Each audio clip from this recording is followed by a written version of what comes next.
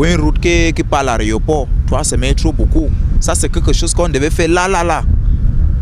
Le même jour qu'on a trouvé que la route est cassée, on devait commencer le travail le même jour. Parce que c'est une route qui part à l'aéroport. Regarde maintenant, ça bloque les gens. Même moi-même, dernièrement, je voulais faire l'accident ici. Parce que les gens qui venaient, les gens qui devaient prendre le côté ici, ne connaissaient pas que la route est cassée. Tout le monde partait maintenant, partait que vers F. Bon, c'est comme si celui-là ne connaissait pas que la route est cassée. Il voulait virer. Et ça restait un peu, il devait cogner avec moi. Le gouvernement camerounais n'aime pas son peuple. Parce qu'une route qui entre à l'aéroport international de Douala ne peut pas se couper. On fait plus de 2 semaines sans pouvoir arranger. C'est malheureux. C'est vraiment malheureux. La vie est devenue un calvaire pour les populations du 5e arrondissement de la ville de Douala, précisément au lieu dit Mbanya. Les populations de ce quartier disent ne plus savoir à quel sens se vouer. Elles ne sont plus à l'abri. Et pour cause de constructions anarchiques, la plupart des habitations sont établies sur des drains, malgré la construction d'un pont qui porte d'ailleurs le nom du dit quartier. Les eaux débordent toujours pour les riverains.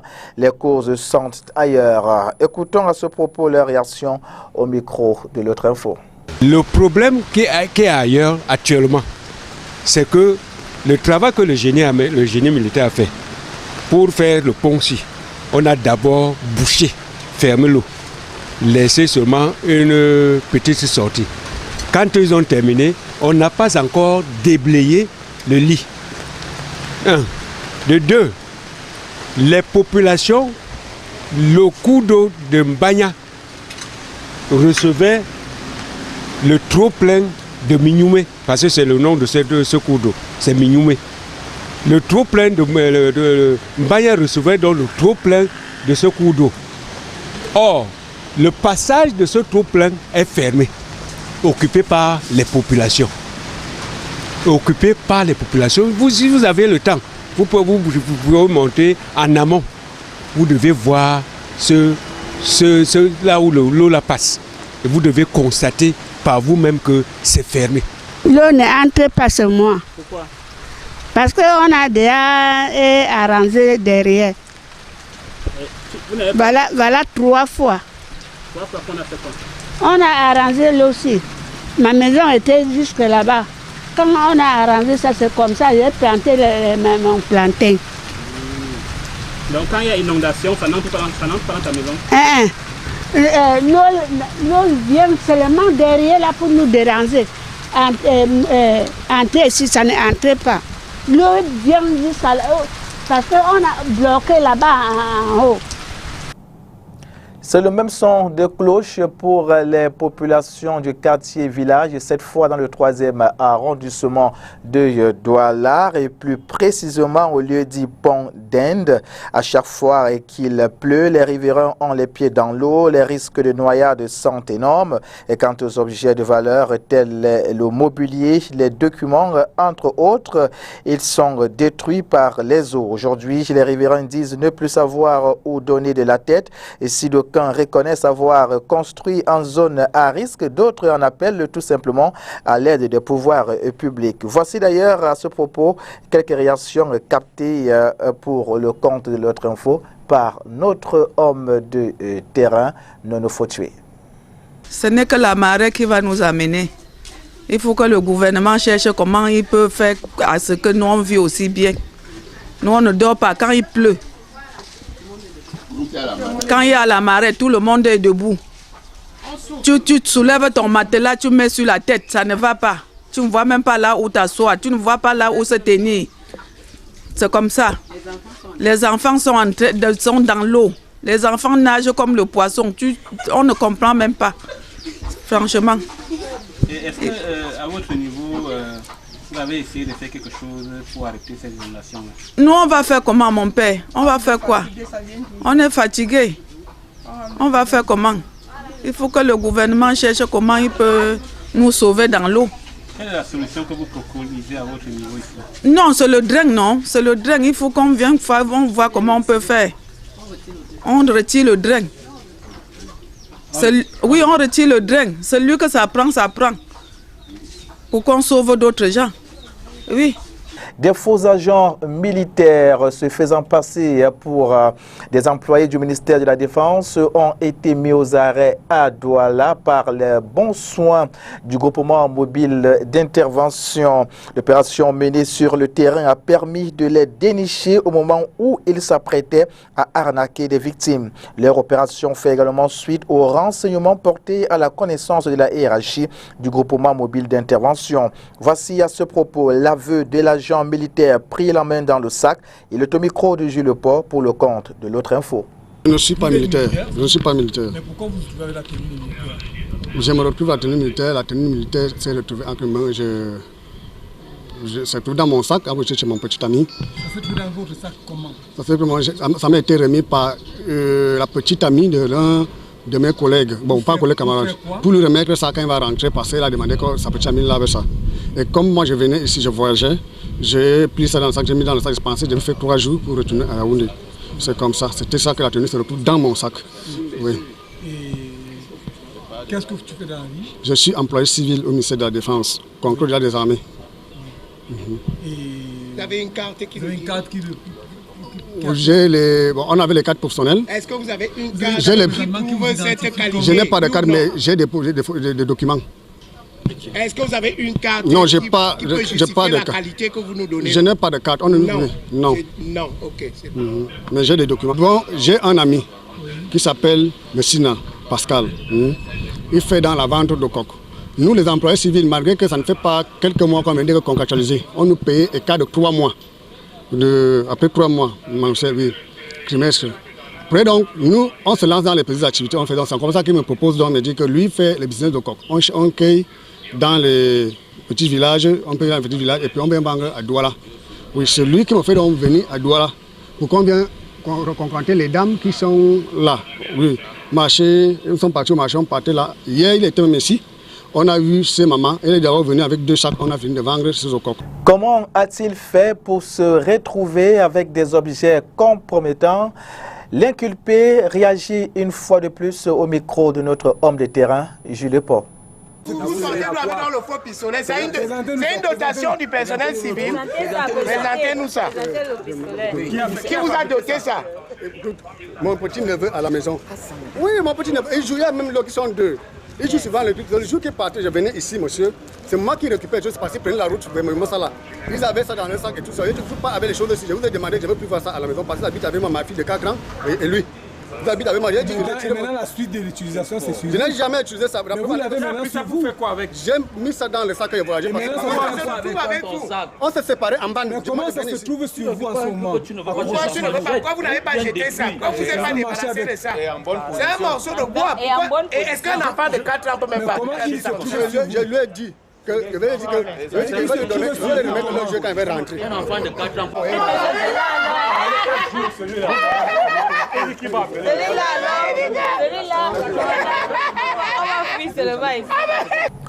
Au cours des exploitations, d'autres faits sont observés. L'inculpé essaye à travers des malices de se justifier. Regardons cet échange qu'il y a eu entre ce dernier et les éléments du groupement mobile d'intervention.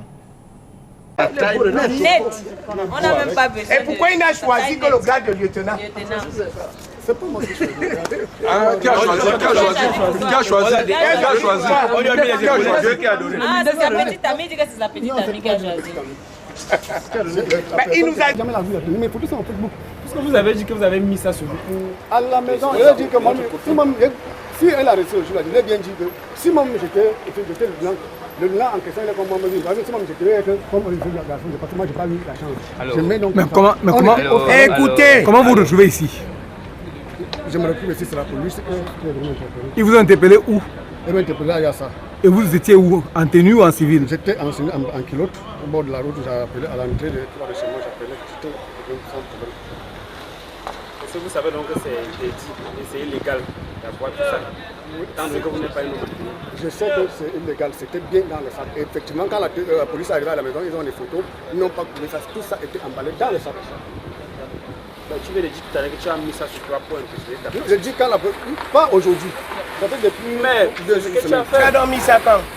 Ça fait que je suis ici. L'autre faux agent, quant à lui, dit ne pas connaître celui que le GMI présente après assemblage des faits comme son complice. Et cet autre inculpé dit être un ami de certains hauts gradés de l'armée camerounaise. Il prend d'ailleurs plaisir à citer leur nom, mais cela ne suffira pas pour se départir des mailles du groupement mobile d'intervention. Voici d'ailleurs un extrait des échanges captés sur le terrain par Jules Eport, une fois de plus pour le compte de l'autre info. Saute un peu là. C'est la même chose. Il va nous dire où il a pris ça. On va s'en étude de PA. Ouais. Et bien, je suis. Tu es? Dans lui, c'est Christian. Tu es? Je suis. Dans lui, c'est. Dans lui, son étude. C'est mon étude ici. Comme ça. Le type qui vient de quitter, qui vend les études. Les abos, c'est un ça. Je suis en service au ministère de la Défense, employé civil. Voilà mes billets de voyage. Voici mon billet retour et voici mon billet arrivé. J'ai ramassé ça dans la pick-up du commandant Abega. La pick-up de gendarmerie, il m'a transporté, il m'a déposé à côté de Ngouloulou et je partais au BBR. Je partais au BBR, c'est d'où j'ai vu une voiture militaire, non une voiture de gendarmerie. C'est d'où, alors je m'approche vers un adjudant, je lui dis, il faut voir qui est le chauffeur de la gendarmerie là, que je sors même prendre une voiture à Kiosi. Une voiture militaire viol, une voiture au vol. Comment l'adjudant et le policier peuvent C'est moi qui pars vers eux, en route. Et donc ils se sont partagés vos pièces alors. Voilà ça c'est quoi? Comment tu as pu ça que je monte. Oui, ça sort d'où? Et j'ai ramassé ça dans la pick-up de gendarmerie du commandant Abega. Et dès qu'il m'a déposé, c'est tombé. Il t'a donné ou il ne m'a pas donné. Alors pourquoi tu as pris? J'ai ramassé à l'instant qu'il m'a déposé. Je ne Tu sortais d'où? Je sors de Yaoundé. Abega, c'est mon ami. Le voilà qui est devant toi. Ah bon? Tu travailles avec un colonel. Je suis son ancien voisin. Je travaille au ministère de la Défense. Tu es mon ancien voisin où? J'étais à Bonaprise au Grand. Lui, c'est à eux. Lesquels? Les policiers qui... Mais tu es venu faire quoi, Douala, concrètement? Je suis venu voir le colonel même pour Ngolé. Mais là, c'est même. Ce n'est pas pour Ngolé à Yaoundé. Oui. J'ai dit que c'est le colonel même. Je suis venu à Douala pour lui. Évitez de citer les noms des responsables de l'armée. Pas les responsables, même s'ils me voient à Canal 2, évitez de citer les noms des responsables militaires comme ça. Je dépends du cabinet et je dépends aussi de la division civile. Non, attendez. On va doucement. Ouais. Vous êtes? Je suis personnel MINDEF. Oui. Je dépends du cabinet. De quel cabinet? MINDEF. Oui. Avec le colonel Ngolongoma et du colonel Banku Emile. Actuellement, comme je vous parlais là, il est même à Centrafrique. Mais son numéro passe. Non, c'est pas ce que je veux savoir. On me tue. Alors, on me tue. Je ne t'ai pas venu. Je ne t'ai pas venu. Toi ici là. Tu es mon commandant. Je ne t'ai pas venu. Tu le connais. Alors, je ne le connais pas. Comment tu le connais pas? Ah, maintenant tu le connais pas. Je lui ai dit que tu le connais pas. Je le remarque qu'il était employé civil MINDEF. Tu le remarques? Je le remarque au temps du général Mouma et je le remarque à base ici à Douala. Moi je le remarque. Alors, tu fuis donc. Je ne le connais pas. Il est cuisinier. Mais tu as dit mon collègue commande. Il est lieutenant. Tu as dit qu'il est lieutenant. Moi j'ai dit ça. J'ai dit qu'il n'est pas lieutenant. Lui était cuisinier. Alors voilà ce que tu dis. Il préparait la ration. Tu préparais quoi? Et comme il est là, je ne le connais pas comme ça.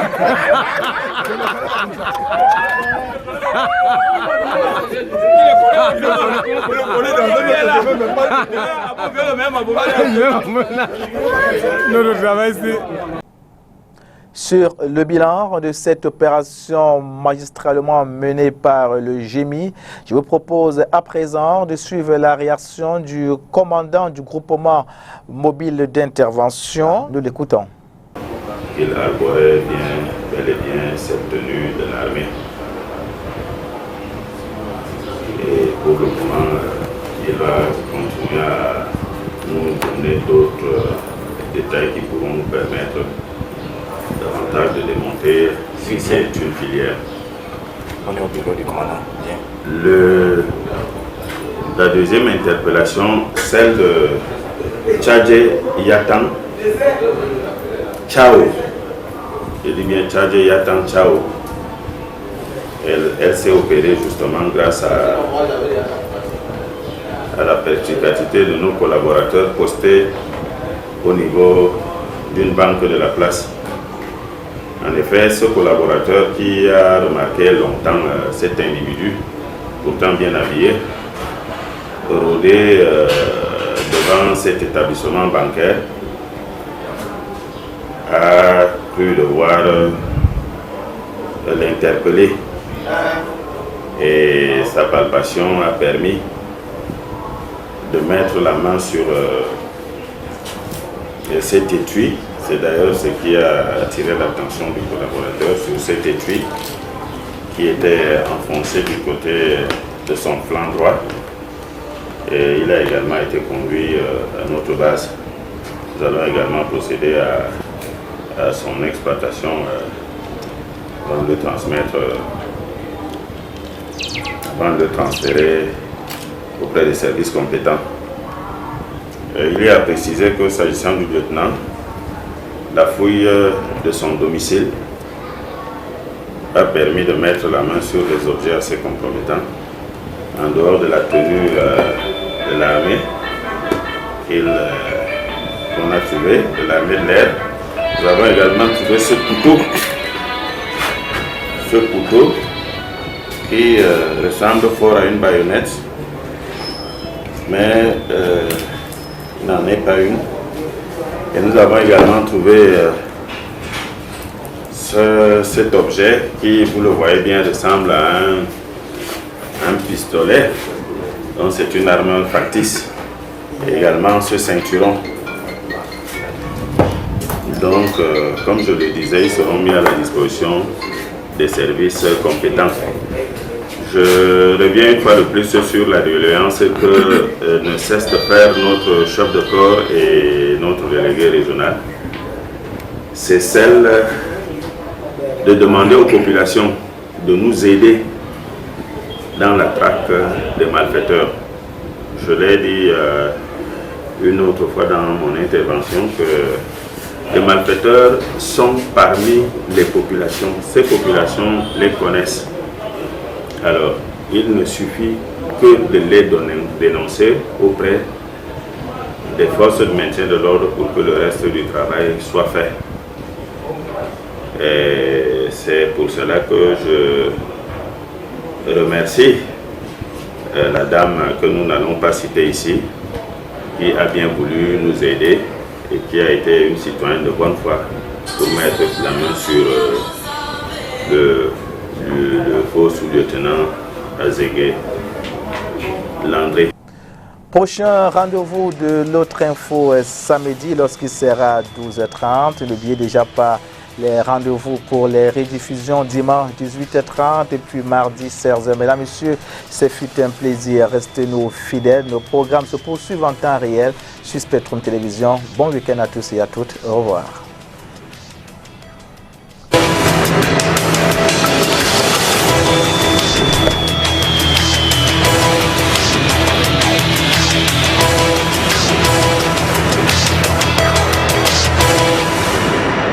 Voilà ce à quoi sont exposés les inciviques et autres acteurs du désordre urbain dans l'arrondissement de Douala 1er. À côté de cela s'ajoute la mise en fourrière des épaves et véhicules mal garés et abandonnés sur les emprises. Cette opération qui est menée par la fourrière municipale de Douala 1er est placée sous la coordination du maire du dit arrondissement, rentre ainsi dans sa deuxième journée d'opérationnalisation de la lutte contre le désordre urbain après près de 5 mois d'arrêt d'activité. Le choix de dimanche pour cet exercice on ne peut plus fastidieux continue de susciter des interrogations chez certains usagers de la route. Comment comprendre ce choix? Le superviseur de la fourrière municipale de Douala 1er ne lésine sur aucun moyen pour y répondre. Auguste Etoukamouale est au micro de l'autre info. Nous sommes dans un endroit prolongement du boulevard de la Liberté et ces véhicules avaient déjà mis le temps suffisant pour aller à la fourrière. L'encombrement de cet espace. Alors, si jamais nous venons faire cette opération une journée ouvrable, il sera impossible parce que ce sera pour les populations Mais c'est ces mêmes populations qui vont se plaindre parce que nous les avons bloqués par rapport à leur travail. Même si on met 30 minutes, ça sera 30 minutes de trop. Par contre, un dimanche, comme vous voyez, nous allons faire notre opération en toute quiétude. Et le lundi, les gens pourront encore utiliser ces espaces où il y a une salle de jeu, il y a Aquapalace qui est derrière, etc. C'est des endroits à dégager absolument. Alors ici, ce n'est que le dimanche que c'est possible. Il est à signaler que cet incivisme des usagers de la route qui se manifeste par l'abandon des épaves automobiles ou autres engins à roues est source de maladies et ce, du fait des immondices qui s'amoncellent en dessous de ces véhicules. Constat en a été fait dans les quartiers Aqua et des deux Bonantonais au cours de cette opération d'assainissement. En plus d'être un dépotoir d'ordures, il y a aussi que les enfants sans cœur s'en servent pour commettre leur sale besogne entre consommation du chanvre indien et viol, tout y passe. Sur le terrain des opérations, tout n'est pas toujours rose. Il arrive parfois que la machine soit agrippée, à savoir les remorqueuses. Un cas s'y est d'ailleurs produit au cours de cette descente dans quelques coins et recoins dans le Régorge, le premier arrondissement de la ville de Douala. Comment la forêt municipale s'y prend-elle? À cette question, Auguste Toukemolet répond. En réalité, c'est un cas de désagrément qui nous est arrivé. Ça veut dire que le creuil, la machine qui tire les camions, du camion le plus important jaune, est tombée en panne, ça peut arriver. C'est pour ça que ce genre d'opération, il nous faut toujours au moins 2 camions, voire même 3, pour pallier à ce genre de cas. Donc, parce que nous avions un matériel, c'est pour ça que nous avons appelé le 2e camion pour venir à la rescousse du premier qui est tombé en panne. Et nous allons continuer nos opérations. Et même la panne en question, d'après les techniciens, ils peuvent la réparer. Est-ce que les telles pannes vous permettent d'atteindre votre objectif? Disons que, de par le passé, nous avons déjà dit que nous n'avons pas un objectif à atteindre. Ça veut dire que nous n'avons pas de quota. Nous avons l'obligation de travailler pour que la ville soit saine à un niveau, à un moment donné. Mais nous n'avons pas de quota, nous ne disons pas qu'il nous faut absolument 5 voitures ou 10 voitures. Si jamais nous pouvons le faire, c'est bon. Mais nous ne mettons pas la pression d'avoir un quota. Pour les populations, cette action de la forêt municipale de Douala Premier est louable, même si elle estime que beaucoup reste encore à faire. Quelques réactions à l'instant. D'accord. Il faut aussi enlever ce caterpillar qui est là depuis 2 ans. On ne connaît pas le propriétaire qui a déposé ça là depuis 2 ans. Hein? Les gens urinent, les gens font des selles sur ça, on agresse les gens dans la nuit. On est fatigué de ce caterpillar ici. Donc on supplie à la mairie de Douala Premier d'enlever ce caterpillar là, s'il vous plaît. Qu'ils avaient dit avec mystère, on enlève ce caterpillar-là. Mais c'est pour le bon travail qu'ils font à Bolanteki, parce que la route est devenue pour les mécaniciens. Donc ils peuvent être ici tous les week-ends, surtout les dimanches, d'enlever la vieille voiture que les mécaniciens laissent ici, abandonnent ici. Donc merci beaucoup plus pour la mairie de Douala Premier pour le travail qu'ils ont. Combien de cas de vol et d'agression on a ici? Beaucoup, surtout les week-ends. Surtout les week-ends. Donc c'est grave ici, surtout les week-ends. Oui, à partir de 23h minuit, il y a les agressions qui se passent ici. Les gens se cachent derrière ce caterpillar. Quand tu arrives, les agresseurs sortent avec les couteaux pour agresser les gens. C'est une très belle action déjà parce que en enlevant ces voitures-là, ça évite déjà les agressions. Parce que vous voyez, je crois qu'il y a un moment là, on a libéré les gens à Neubel et ça fait que dehors là, c'est devenu très chaud avec eux. Ils profitent donc de ces voitures qui sont garées là à longueur de temps. Ils se cachent à l'intérieur et après, quand il y a un calme là, ils agressent les gens. Donc c'est déjà super bien. D'après monsieur Bekir, là depuis combien de temps? Celui-là, ça fait 1 an il est là. Ouais, ça fait 1 an. Ça fait 1 an. Et combien de cas d'agression il y a ici? Et vous faites ces voitures? Ça, je ne dénombrerai pas. Il y en a. Franchement, il y en a des tonnes. Il y en a des tonnes, oui. Parce que donner un chiffre là serait mentir. Mais il y en a plus d'une dizaine quand même. Hein. J'ai assisté. Puisque je suis le voisin, je suis le voisin, ouais, comme on dit. Pour sortir de ce dossier consacré à la lutte contre les ordres urbains dans le premier arrondissement de la ville de Douala, voici quelques temps forts captés par les équipes de l'autre info sur le terrain.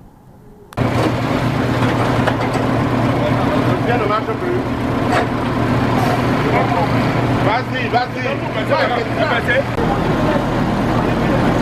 Non. Lâche.